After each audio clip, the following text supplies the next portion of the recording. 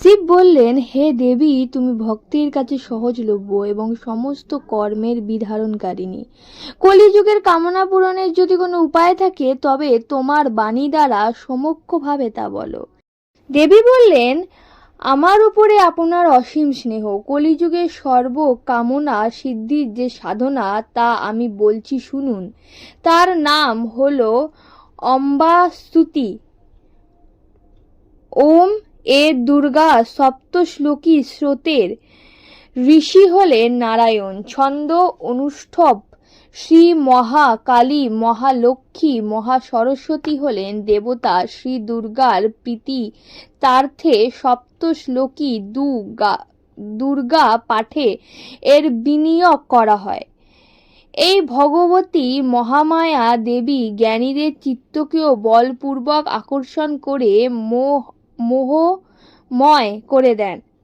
হে মা দুর্গা, আপনাকে স্মরণ মাত্রই সব পাপনীয় ভয় হরণ করে নেন এবং সপ্ত পুরুষের দ্বারা চিন্তা করলে তাকে পরম কল্যাণময়ী বুদ্ধি প্রদান করেন। দুঃখ, দারিদ্র ও ভয় হারিণী দেবী, আপনি ছাড়া দ্বিতীয়া কে আছেন এবং যার চিত্ত সকলের উপকার করার জন্য সতই দয়ার্দ্র।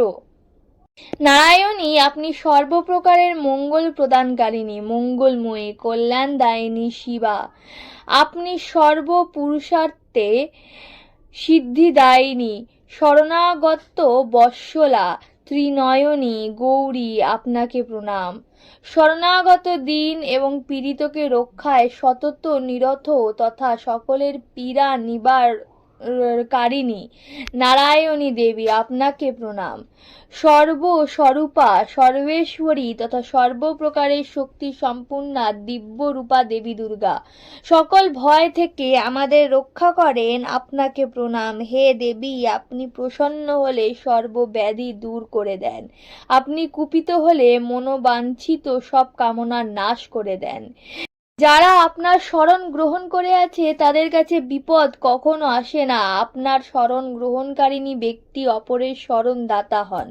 হে সর্বেশ্বরী, আপনি এই রূপে তিন লোকে সমস্ত বাধা দূর করেন, আপনাদের শত্রু নাশ করেন।